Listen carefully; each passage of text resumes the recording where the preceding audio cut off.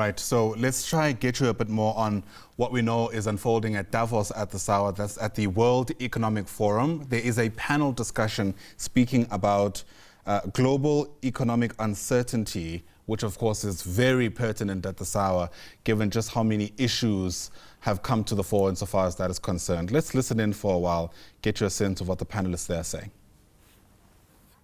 If the lifetime, as they expect it to be, is 4 or 5 years, and then those chips can be used for cloud, then I think these investments are going to prove to be good investments. So I think it's going to be, if the speed of technology changes and all these investments now, it's going to be challenged. But I agree with Ken. I think we don't know enough, but I'm personally very optimistic on how AI is going to affect the world economy.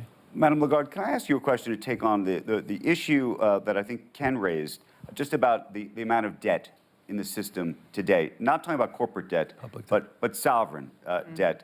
And the reason I ask is, back in the 1920s, at least in the United States, there was a budget surplus. I believe there was actually a budget surplus in a lot of other countries as well, not everywhere, of course.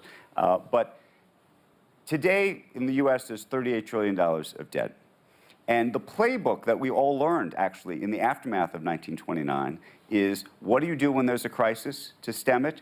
You throw money at the problem. Ben Bernanke learned this and effectuated in 2008. We did it again during the pandemic. And the thing that I've always thought about is, the next time there is a panic of some sort, and there will be a pullback of some sort, whether the politicians say, well, we now have the playbook. We know what we're supposed to do. And we're going to write a check for $5 trillion because that's what we're supposed to do. Except that we keep wondering, is there some kind of invisible line in the bond market around the world that turns into a red line where the investor class says, we're not doing it anymore. And then, by the way, you get into sort of an austerity, vicious cycle. Two things. I'm not going to address your question right away because I want to come back to a point that was made by both Larry and Ken, I think. And I'm not denying that investment in artificial intelligence can be extremely net positive and will deliver productivity gains, the amount of which is questionable. And you have a spectrum that is quite large as to how much it will deliver. But I think that, to come back to my minimum cooperation needed for that, we also have to consider that it's capital intensive, energy intensive, and data intensive. And we have to be mindful of the three. In terms of energy intensity, what kind of energy is being used to manage data will matter. What the consequences will be on the people will matter as well. So I think that in this cooperation approach that we have, which will have to take care of data privacy, for instance, and preferences in different corners of the world, we also need to be mindful of the energy consumption and what kind of energy it is and what impact it has on climate. And number two, we have to be mindful of the consequences for people. Because unless we move in this dream world of Keynes, where working is a choice in a way, which I don't see on the medium-term horizon, we have to understand what consequences it has on people, unless we want to risk a dislocation of society. Now, I come back to your point. Yes, debt has increased massively and is increasing in some corners more than others. I think the real question is, what is done with that financing that the sovereigns are accumulating? Not all debts are the same. Debt that is invested in necessary, productive projects, or necessary for security purposes, will always find people to finance it. That's my assumption. Debts that are not for productive purposes, that are not going to sustain growth on a sustainable basis, that will be far more difficult. So I'm not going to tell you that there is a red line. I'm not going to tell you that central banks will always be around either. But I think that the nature of the purpose for which debt is subscribed will matter more than the actual volume.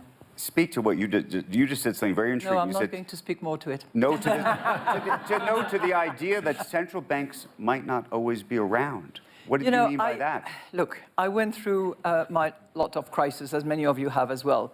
And I remember the days when it was mentioned that, central bankers are the only game in town. This is not the right approach to a balanced and durable equilibrium. Measures have to be taken by fiscal authorities. Reforms have to be undertaken. The purpose for which spending is organized has to be thought through, and the consequences on people if we want society to stay together. So just, I'm not trying to put words in your mouth, but are you basically saying that in our legislative branches around the world, we have abdicated responsibility of being fiscally prudent and thoughtful as to how we use society's resources, and have become overly reliant upon central banks to continue to try to keep the economy going in the right direction against this onslaught of reckless spending? I'm not suggesting it's the case now, but we have observed it in the past.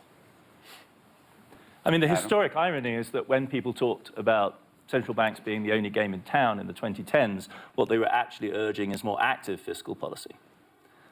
Right? Because the problem was that we had a low-inflation environment, a stagnant growth, including notable figures at BlackRock were arguing for a more assertive fiscal policy because there was a deep imbalance between the two levers of macroeconomic policy, which was also a lesson of the 1920s. And right now, what you're arguing for, I take it, is a more just abstract proposition that it is crucial to have, as Ken's suggesting, responsibility in every arm of government. Yep.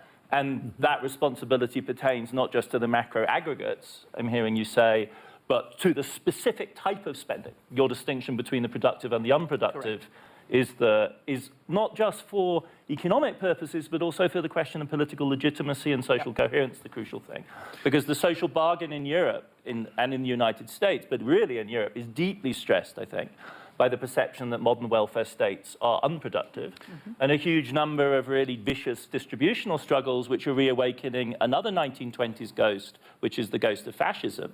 Right? The sort of political parties which certain visitors to the conference would quite like us to give more platform to, who are direct heirs to that kind of tradition, they are mobilizing in Europe right now around the delegitimization of public spending, which axes on this productive, unproductive, national, international, migrant, ethnic, national. And so that's why these politics are explosive.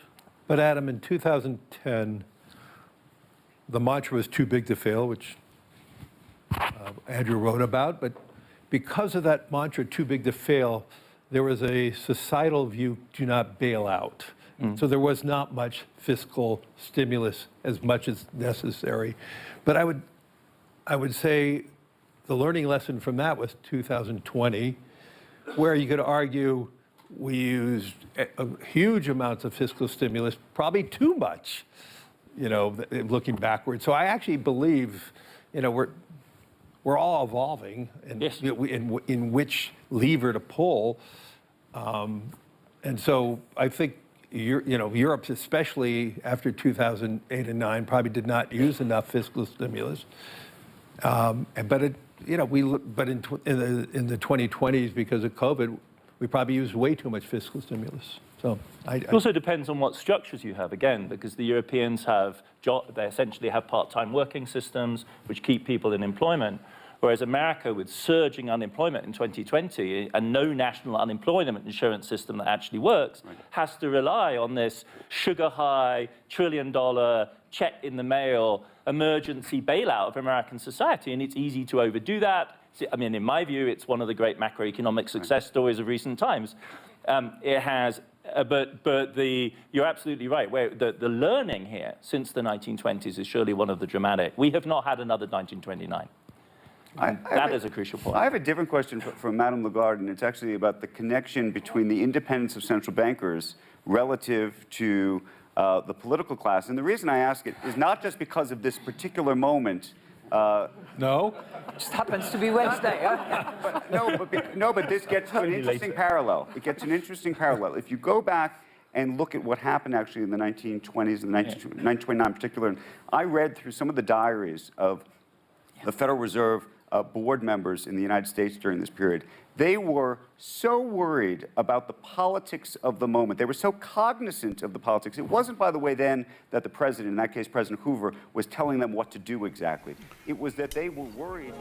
You're watching live visuals there from the World Economic Forum, a really fascinating discussion there involving the European Central Bank president in Christine Lagarde. Essentially, the question they're asking is whether or not we're dealing with what they're calling a decade deja vu, asking the question whether the 2020s are the new 1920s. And why this is important, of course, is that in 1929, we experienced that Great Depression. And in many ways, questions were asked about the roles that governments and banks could have played in preventing something like that from taking place. Sobering questions about whether or not, as the title suggests, we're in a moment of deja vu. We are headed in the same direction. And of course, we'll keep a very close eye on those ongoing discussions in the lead up to that address expected from President Donald Trump, who in many ways has upended, if you like, how multilateralism and the rules-based world order actually operates. So keeping a close eye on the situation for you coming out of Davos throughout the course of the day.